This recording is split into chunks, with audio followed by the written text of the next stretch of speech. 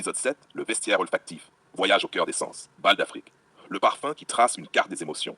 Fermez les yeux. Non, attends. Garde-les ouverts, mais permets à ton esprit de voir autrement. Car aujourd'hui, nous n'empruntons pas un chemin linéaire. Nous allons traverser un paysage olfactif, un voyage sensoriel. Voici Bal d'Afrique. Laisse l'image du flacon s'ancrer derrière ta rétine. Verre simple, lumière qui danse, éclat chaud et vibrant.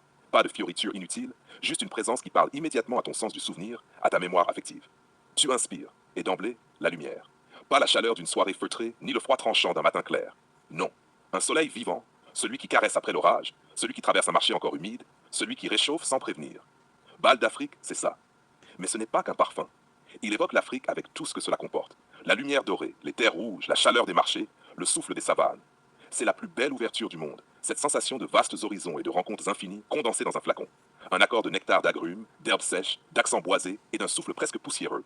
Comme si une route, longtemps parcourue, tissait des histoires dans l'air. Pas un parfum qui se contente d'exister. Il traçait une carte avant même que tu le sentes. Je me souviens d'un matin d'aventure. Un matin où le ciel n'était ni trop clair, ni sombre, mais mystérieusement brisé par la lumière. Ce jour-là, il y avait une terrasse au coin d'une rue pavée, le genre d'endroit que le tourisme n'a pas encore découvert. Et je portais Bal d'Afrique. Les arômes ont touché l'air comme une réminiscence. Un mélange chaud de soleil et de poussière rouge, d'herbes sauvages et de souvenirs enfouis. Une femme assise là-bas, les yeux mi-clos, a tourné la tête instinctivement, comme si le parfum avait raconté une histoire qu'elle connaissait, sans jamais avoir été prononcée. Et soudain, un silence. Pas un silence gêné. Un silence qui dit « Qu'est-ce que ça évoque ?» Tu comprends ce que je veux dire? Ce parfum ne t'accroche pas par la séduction. Il t'invite à être vivant, ici et maintenant.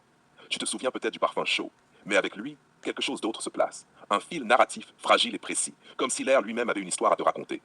Dans une autre ville, sous une lumière différente, plus douce, plus intime, Bal d'Afrique m'a surpris encore. J'étais dans une ruelle étroite, presque oubliée. Et tu sais la sensation quand l'air se tord entre deux murs?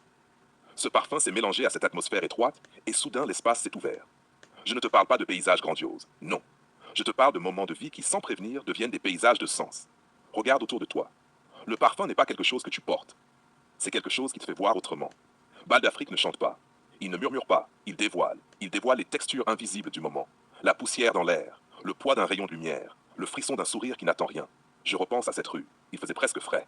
Et pourtant, Bal d'Afrique semblait allumer quelque chose d'intime dans l'air, dans la tête, dans l'instant. Une anecdote spontanée? Oui. Un homme a passé devant moi. Il n'a pas parlé. Il n'a rien fait. Il est juste passé. Et j'ai senti un écho différent dans l'air. Ce parfum avait ouvert un espace entre nous. Un espace de curiosité silencieuse. C'est ça. Le vestiaire olfactif, un voyage.